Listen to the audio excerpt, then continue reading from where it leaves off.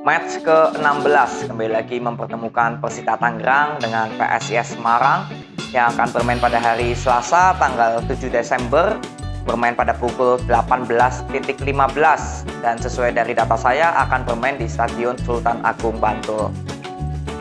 Seperti biasa, saya sebelum masuk ke preview, saya ingin mengingatkan pada kalian bahwa sepak bola itu nggak ada yang bisa diprediksi, dan di sini saya hanya memprediksi itu sesuai dari data kedua tim. Jadi saya akan mempreview dulu kedua tim ini bagaimana statistiknya, lalu kita menyimpulkan sama-sama, dan dari kesimpulan tersebut kita baru bisa memprediksi skor siapa yang diunggulkan, baik PSIS atau Persita Tangerang. Jadi kalian jangan skip video ini karena saya harus mempreview dulu kedua tim ini statistiknya bagaimana. Langsung aja kita mulai dari Persita Tangerang. Persita Tangerang sekarang ada di peringkat ke-8 dari 15 pertandingan secara keseluruhan, berhasil mencetak 6 kemenangan, 4 hasil imbang, dan 5 kekalahan. Dari 15 pertandingan berhasil mencetak 18 gol dan kemasukan 23. Jadi agregat golnya minus 8 ya. Minus 5 dan poinnya 22. Oke, kita lihat di lini depannya Persita Tangerang dulu ya. Persita Tangerang di lini depan dari 15 pertandingan berhasil mencetak 18 gol. Jadi kalau boleh dibilang dengan rata-ratanya ini ya 1,2%, itu boleh dibilang ya karena ini tim segmen papan tengah ya masih sangat minim lah kalau boleh dibilang. Karena pastinya Persita Tangerang itu mencetak 1 gol per laga itu sudah pasti. Kalau kita rata-rata dari 1,20% ini. Tapi dengan sisanya hanya 0,2, tandanya Persita Tangerang jarang sekali mencetak 2 gol gitu. Jadi seringnya tuh 1, kadang 0, kadang 1, kadang 0. Dan untuk mencetak 2 gol itu sangat minim atau sangat kurang. Jadi kalau boleh dibilang dengan presentasi 1,20% ini ya masih sangat minim untuk lini depan dari Persita Tangerang. Kalau boleh dibilang belum terlalu tajam. Masih bergulit di masalah mencetak gol. Ini lini depannya. Dan rekor kemenangan terbesarnya yaitu 2-1 ya, rekor kemenangan terbesarnya. Lalu kita langsung lihat untuk pemain yang paling banyak berkontribusi untuk Persita Tangerang ini ada siapa? Kita langsung buka datanya di sini. Ada Hardianto yang sudah mencetak 4 gol, lalu ada Maulana yang mencetak 4 gol, lalu ada Harrison yang mencetak 3 gol tapi dibantu dari 1 titik putih. Lalu ada Febriansyah 2 gol dan Septiawan 2 gol. Jadi saya ambil yang minimalnya itu mencetak 2 gol ya. Jadi ini ada 5 nama top skor di Persita Tangerang. Masih ada yang lainnya tapi saya ambil yang paling banyak aja. Lalu top asisnya kita lihat ada Horizon dengan 4 asis. Lalu Alex Gonçalves 2 asis. Dan Maulana 2 asis. Wow, ini cukup luar biasa. Kita bisa lihat datanya di sini dari Persita Tangerang. Ada nama Harrison yang cukup luar biasa, sudah memberikan 3 gol dan 4 asis. Lalu ada Maulana yang sudah memberikan 4 gol dan 2 asis. Dan ada Alex Gonçalves. Jadi cukup luar biasa. Kita bisa lihat dari pemain Persita Tangerang, dari masalah top skor ada Hardianto, Maulana, Harrison, Febriansyah, Septiawan, dan asis juga ada Harrison juga ya. Lalu ada Alex Gonçalves, ada Maulana tadi yang top skor dan top asis. Jadi ada 6 pemain dari Persita Tangerang yang sangat lumayan banyak memberikan kontribusi untuk Persita Tangerang. Jadi ini pemain yang harus bisa diwaspadai oleh PSIS Semarang nanti dari Persita Tangerang. Ya, itu. Lalu kita lihat untuk lini belakang dari Persita Tangerang. Persita Tangerang di lini belakangnya dari 15 pertandingan itu kemasukan 23 ya, dan ini kalau boleh dibilang dengan rata-ratanya 1,53% itu lumayan tinggi untuk masalah lini belakangnya. Boleh dibilang sangat kurang baik untuk lini belakang dari Persita Tangerang. Karena kalau di segmen papan tengah paling tidak ya di angka 1,00% lah presentasinya. Tapi karena ini sudah melebihi 1,00% dengan 1,53% itu sudah sangat tinggi. Yang artinya Persita sudah pasti setiap laga kemasukan 1 Dan 0,5 itu menandakan bahwa Persita Tangerang juga sering atau pernah kemasukan 3 gol.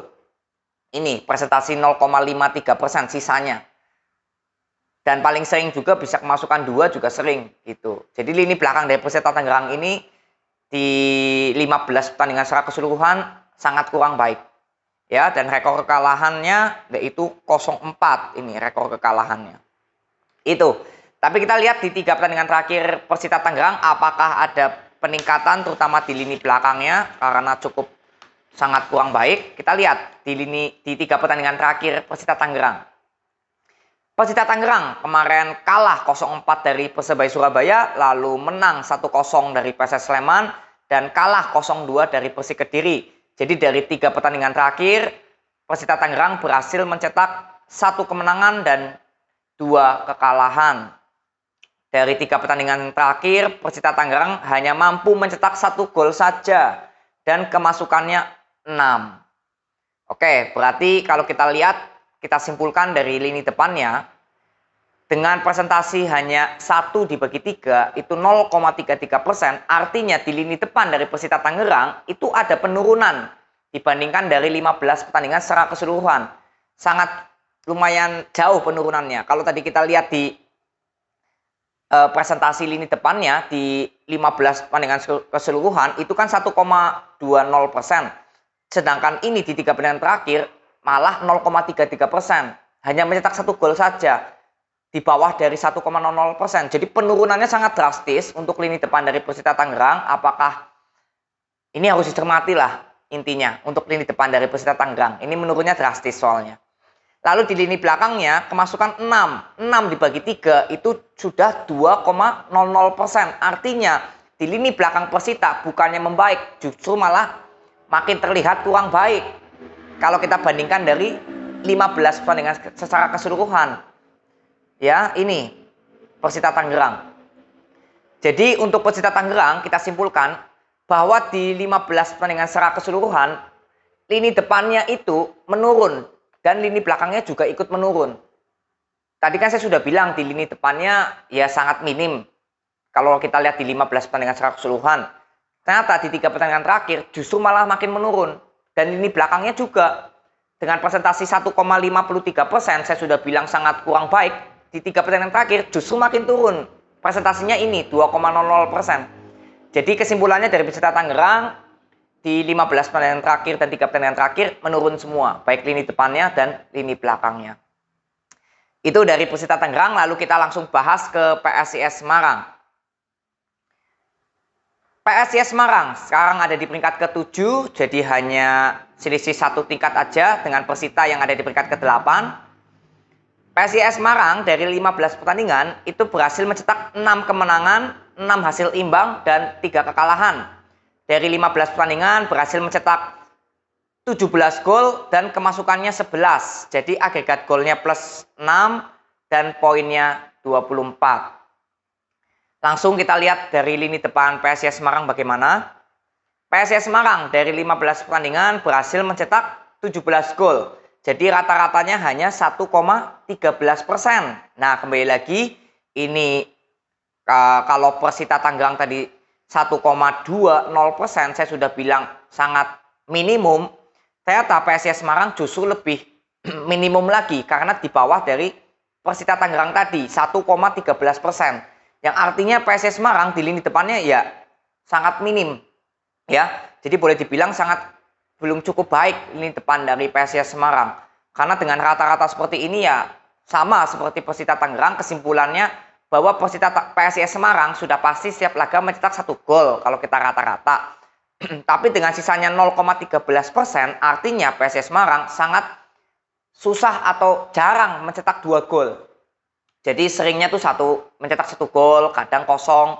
2 itu untuk mencetak 2 gol tuh jarang lah seperti itu. Kalau presentasinya seperti ini ya, kalau di rata-rata.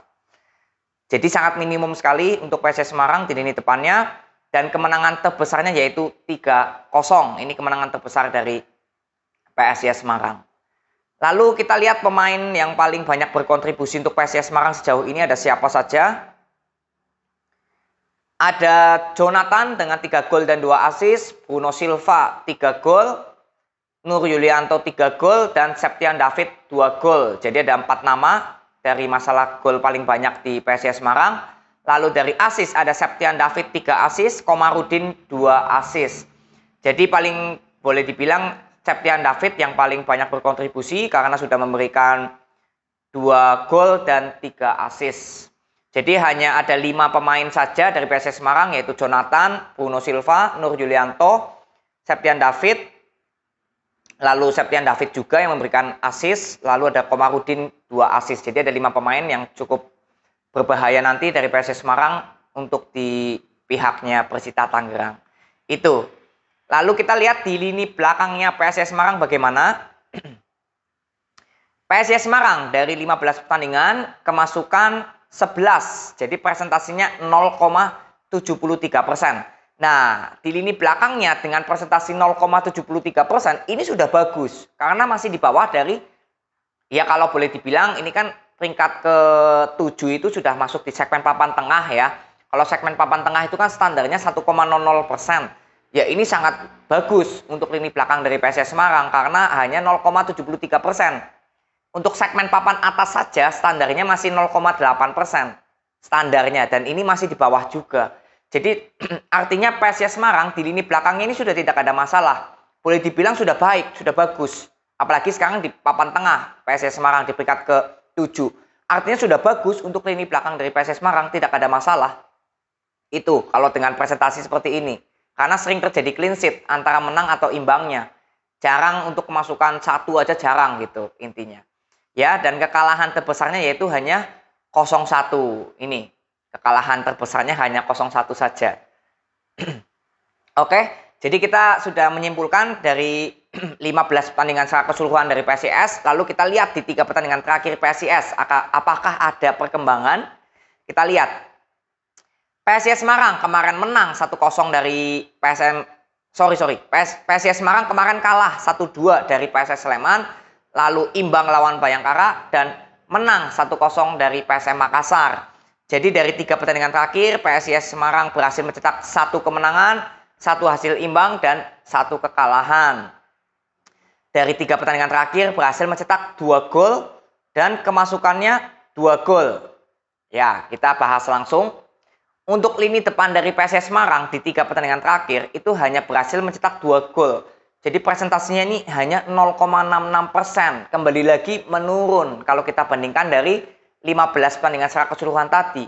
Menurun lini depannya dari PSIS Semarang. Dan lini belakangnya kemasukan 2. Sama, minus 0,66%. Artinya bahwa di lini belakang dari PSIS Semarang sebenarnya sudah tidak ada masalah.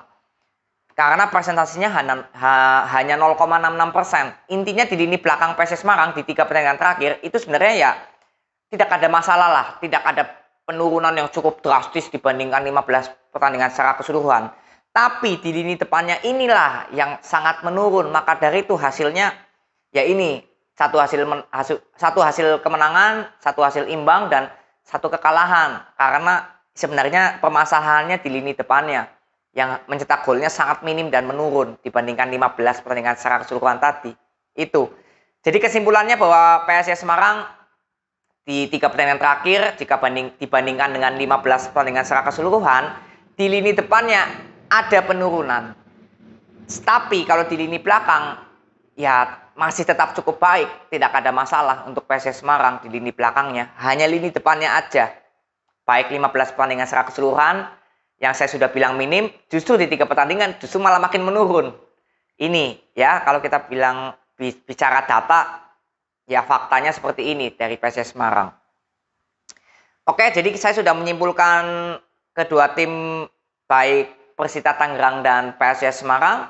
Jadi kita langsung menyimpulkan siapakah yang lebih diunggulkan atau tim mana yang justru tidak diunggulkan. Kita sama-sama menyimpulkan dulu dari data klasemennya. Karena saya harus membacakan data klasemen ini yang tingkatannya hanya berbeda 1 poin saja, ya. Jadi PSIS Semarang di peringkat ke-7 dan Persita Tangerang di peringkat ke-8 dengan perbedaannya hanya 2 poin saja jika PSIS Semarang 24 dan Persita Tangerang 22, jadi hanya berbeda 2 poin saja ya. Boleh dibilang ini tidak ada perbedaan. Walaupun PSIS Semarang di peringkat ke-7 dan Persita Tangerang di peringkat ke-8 dan perbedaan poinnya hanya 2, jadi tidak ada perbedaan atau boleh dibilang seimbang dari masalah data klasemen. Jadi untuk data klasemen kesimpulannya seimbang. Lalu kita lihat di lini depannya kedua tim ini bagaimana. PSIS Semarang, kalau kita lihat dari 15 pertandingan itu berhasil mencetak 17 gol dengan presentasi 1,13%, dan Persita Tangerang berhasil mencetak 18 gol dan presentasinya 1,20%. Artinya di lini depan kedua tim ini ya, untuk 15 pertandingan secara keseluruhan itu sama-sama seimbang. Karena apa? Karena perbedaannya hanya 1 gol saja. Jika PSIS Semarang 17 gol dan Persita Tangerang 18 gol. Ya, jadi presentasinya tetap sama di 15 pertandingan terakhir, bahwa kedua tim ini masih sangat minim untuk masalah mencetak gol. Itu kesimpulannya. Dan 3 pertandingan terakhir, jika PSIS Semarang berhasil mencetak 2 gol dengan presentasi 0,66% dan Persita Tangerang mencetak 1 gol dari 3 pertandingan terakhir dengan presentasi 0,33%, artinya juga sama, seimbang juga. Tidak ada perbedaan yang cukup signifikan banget. Sama-sama ada penurunan dibandingkan dari 15 pertandingan secara keseluruhan. Jadi kedua tim ini di lini depannya itu sama-sama sangat minim, atau sangat boleh dibilang cukup kurang baik lah. Masih sangat minim banget untuk masalah mencetak gol. Jadi kesimpulannya untuk lini depan kedua tim ini seimbang. Lalu kita lihat di lini belakangnya kedua tim ini bagaimana. PSIS Semarang dari 15 pertandingan hanya kemasukan 11 dan Persita Tangerang kemasukan 23. Wow, ini hampir setengahnya. Jadi kalau boleh dibilang dengan presentasi PSIS Semarang hanya 0,73% dan Persita Tangerang 1,53%, di sini baru ada perbedaan bahwa lini belakang lebih baik untuk PSIS Semarang ketimbang dari Persita Tangerang. Ya, ini. Dan 3 pertandingan terakhir Persita Tangerang kemasukan 6 dan PSIS Semarang kemasukan 2. Jadi jelas di sini presentasinya. Jika PSIS Semarang 0,66% dan Persita Tangerang 2,00%, artinya di 3 pertandingan terakhir juga sama. PSIS Semarang lebih bagus di lini pertahanannya. Jadi kesimpulannya untuk lini pertahanan itu PSIS Semarang yang diunggulkan atau lebih baik itu. Ya, itu dari lini belakangnya. Lalu untuk masalah kontribusi pemain, ini juga sangat pengaruh untuk masalah kontribusi pemain. Karena kontribusi pemain memang nggak terlalu banyak pengaruh, tapi ya intinya cukup berbahaya juga lah untuk statistik kedua tim ini ya. Untuk PSIS Semarang kembali lagi kita lihat untuk top skor ini ada Jonathan, Bruno Silva dan Nur Yulianto yang sudah mencetak 3 gol dan Septian David 2 gol ya. Dan dari Persita Tangerang itu ada nama Hardianto 4 gol, Maulana 4 gol, Harrison 3 gol, Ferbiansyah 2 gol dan Septiawan 2 gol. Jadi boleh dibilang masalah top skor itu Persita Tangerang lebih banyak untuk mencetak gol. Ini ya. Dan kita lihat untuk top asisnya itu jika PSIS Semarang ada Septian David Maulana 3 asis dan Komarudin 2 asis, dan Persita Tangerang ada Horizon 4 asis, Alex Gonçalves 2 asis dan Maulana 2 asis. Jadi ada 3 nama dan kalau dijumlahkan juga masih banyak untuk Persita Tangerang. Jadi untuk masalah pemain yang paling banyak berkontribusi itu lebih banyak untuk Persita Tangerang. Jadi kalau boleh dibilang kesimpulannya untuk Persita Tangerang dan PSIS Semarang, pemain yang paling banyak berkontribusi itu masih banyak didominasi oleh Persita Tangerang. Itu ya untuk masalah pemain. Jadi kesimpulannya saya sudah memberikan kesimpulan dari semua aspek, baik lini depan, lini belakang, 3 pertandingan terakhir, dan ini hasilnya ya. Jadi kalau kita lihat dari data klasemen itu seimbang, lini depannya juga sama seimbang, di lini belakangnya PSIS Semarang, dan 3 pertandingan terakhir juga sama PSIS Semarang ya. Dan masalah kontribusi pemain itu ada Persita Tangerang.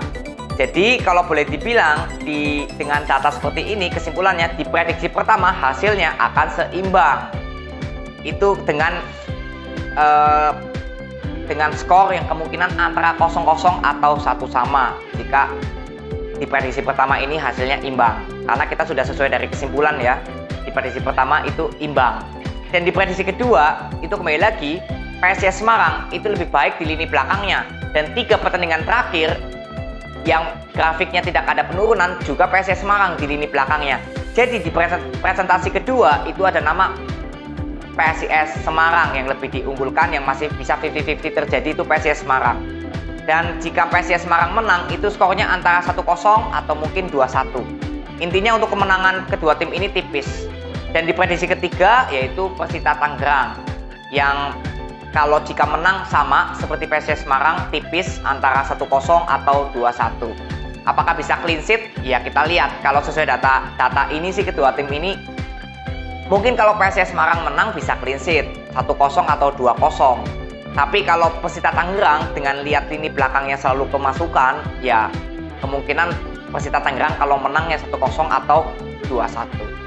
Jadi itu yang aku bisa bagikan pada kalian. Ini kesimpulannya bahwa sesuai dari data ini hasilnya akan berimbang dengan skor antara 0-0 atau 1 sama. Dan kembali lagi saya ingatkan bahwa sepak bola itu tidak ada yang bisa diprediksi. Dan kalau kita prediksi dari data kedua tim, ini hasilnya akan seimbang yang paling tertinggi dari data. Dan kembali lagi, kalian harus nonton pertandingannya secara langsung karena bagaimanapun juga nonton pertandingannya secara langsung itu lebih mudah untuk kalian memprediksi apakah sesuai dari data ini hasilnya akan benar, akan imbang, atau justru di luar dari data yang artinya Persita Tangerang atau PSIS Semarang yang bisa mencuri 3 poin. Jadi itu aja yang aku bisa bagikan kepada kalian untuk pertandingan besok Selasa yang akan bermain pada jam 18.15 antara Persita Tangerang dengan PSIS Semarang. Itu aja, terima kasih yang sudah menonton, terutama yang nontonnya nggak di skip. Respect banget untuk kalian. Dan nanti kita ketemu di video-video berikutnya. Thank you ya. See you.